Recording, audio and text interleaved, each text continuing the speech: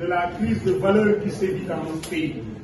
Et nous avons, au niveau de R313, fait le constat malheureux qu'il y a un incivisme vert, il y a effectivement une promotion de la médiocrité, il y a pas mal de problèmes dans ce pays qui trouvent leur solution dans la promotion de valeurs.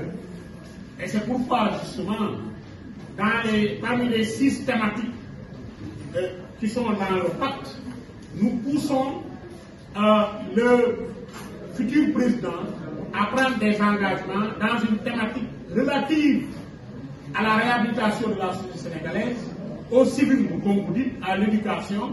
C'est un package. Mais le package, en fait, n'a qu'un seul objectif, c'est repartir à zéro, sur des bases positives de travail, de concorde, de patriotisme, de civisme, d'humanité. C'est un peu cela, et il faut bâtir cela, il faut déconstruire pour reconstruire. Donc il y a une construction sociétale qui est plus ou moins ou négativement appréciée, et il s'agira justement, après observation, nous tous au Sénégal, nous l'avons constaté. Nous avons constaté qu'il y a des problèmes. Donc il s'agira donc de déconstruire pour reconstruire. Maintenant, qu'allons-nous faire? Nous allons faire le plaidoyer.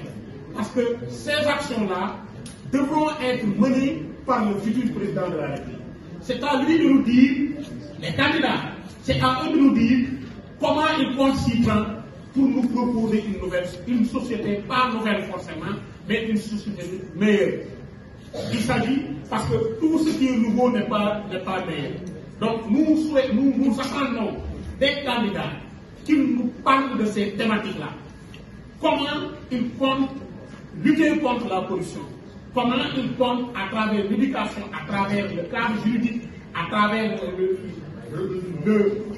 les actions qu'il mettra en place, comment promouvoir ces valeurs-là? Comment lutter contre les insultes? Nous demanderons au chef d'État, au futur chef, aux candidats de signer et de nous dire justement comment ils comptent s'y prendre. En tout cas, pour notre part, nous sensibiliserons, nous ferons le plaidoyer, mais nous veillerons mieux, nous surveillerons. Donc il s'agit de cela, et je crois que on va essayer de réfléchir sur combien de temps. Et justement, c'est pourquoi nous nous sommes positionnés à... Non, je ne peux pas à chaque fois... Non, moi je fais que compléter ce que Sénégal est en train de dire. C'est plus après à vous de relayer. L'essentiel, c'est que le message passe. C'est pourquoi nous nous sommes positionnés en tant qu'arbitre, pour la première fois. Et les gens qui composent ce mouvement, il y a des gens de la République des valeurs. La personne qui a beaucoup écrit sur ce texte-là, c'est quelqu'un de la République des valeurs. Il y a des gens de PASTEF, il y a des gens d'autres entités, APR et tout. À un moment, on s'est mis, on a discuté en disant, mais les gars, ça ne peut pas continuer comme ça éternellement.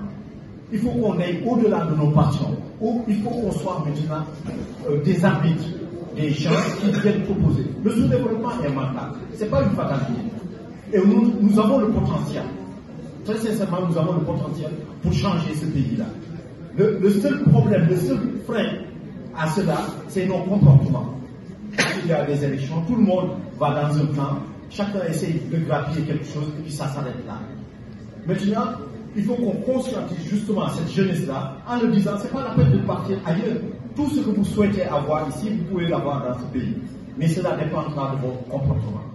Voilà.